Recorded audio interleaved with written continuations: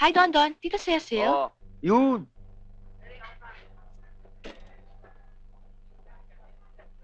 Tita Cecil, can I talk to you for a while? Bakit ka pa dumaan dito? Nakalimutan mo may party ka ngayong gabi? Eh nga ho, tita, parang tinatamad ako pumunta sa party ni Ryan. Mas gusto ko pang sumama sa inyo sa bingo mamaya eh. Hindi pwede. I'll talk to you later. Pakiin mo nga si Picoy at kanina pa nagrereklamo.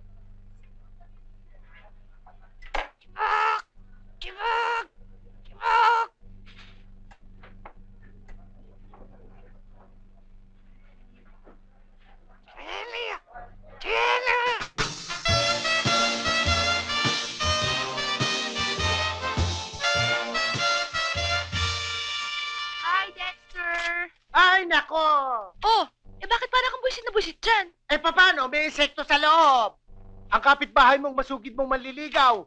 Maghapon nang dito naka-standby. Ang likot, ang kulit. Sabihin mo nga makulit dyan na. sa mokong na yan, hakutin na ang gamit at dito na tumira. Nagsabi na ako sa daddy at mami na lilipat na ako dito. Pero ayaw kong payagan. Dahil may sarili kaming bahay. At saka, nakakahiya raw dahil puro dalaga nakatira dito. At ako naman ay binata. Hi, Jenny. Hi. How's school today? Fine, thank you. You're looking very beautiful and smashing. Thank you, Jason. You want some? No, thanks. Ang bango mo naman yata ngayon. Wala. Nag-skateboard lang ako eh.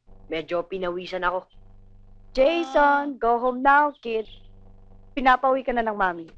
Nakikita mo naman na may pinag-usapan kami importante ni Jenny eh. Mamaya ka naman ligaw.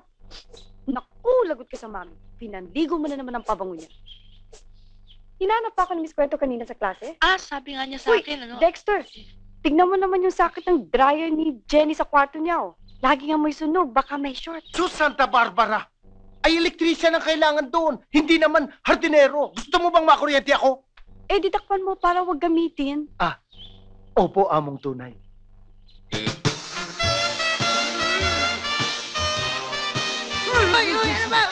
Nay, hindi kayo sumama sa ating farm kanina eh. Sayang. Nakita niyo sana yung ating mga piggery at poultry. Naku, ang lalaki ng manok. At saka yung ating baboy, naku, nagtatabaan. Ang dapat itawag sa kanila eh, super pig at super manok.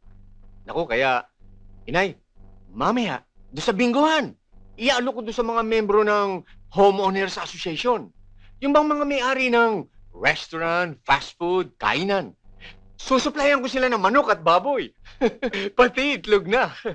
At limpak-limpak na salapi ang kikitain natin. At sigurado, yung investment natin, triple. Triple, Nay. Oo nga, limpak-limpak na kalapi. Terrible! Isang pantalong pansosyala, hindi ka makabili. Tingnan mo lang yung layang nito. Para ka nakasalinggola, begmar na kasaya. Ang inay naman, pwede pa naman yun eh. Anong pwede? Ba, kung kasabay kita sa daan, aba naiyak kang tingnan eh. Ako naiyak sa'yo. Sino ba naman ang papansin sa akin yan? Baka nakalimutan mong ikaw ang presidente ng asosasyon dito sa ating subdivision. Kanino pa ba naman ako magmamana ng katipiran, kundi sa inyo? Oy, hindi ka matipid. Galante ako. Look at me. Look at my dresses. I can go anywhere. I'm not ashamed. Hindi ka mukha mo. Bago mo pakawalan ng iyong pera, buradyo na numero. O siya, sige na. Sa tatay na ako nagmana. Masabi mo. Masabi mo. Kaya bukas, dali mo lahat ng yung damit mo sa sastre. Ang ma-repair na pag-iwanan na ng panahon, wala na sa moda. Wala na. Ang inay naman, let us use our kokote. Ba't pa natin pagagawa sa labas? Samantalang pwede naman pala rito. Design naman yung pera ibabayad pa natin sa kanila. Remember, money does not grow on trees. Let us be practical. Sabi ako, tatay. Hindi ako sastre. Hindi ako sastre. Sige na naman tayo. Susundin ko si Vanessa, atid din kami ng bingo. Pahiram na ng kotse mo. Coach ko,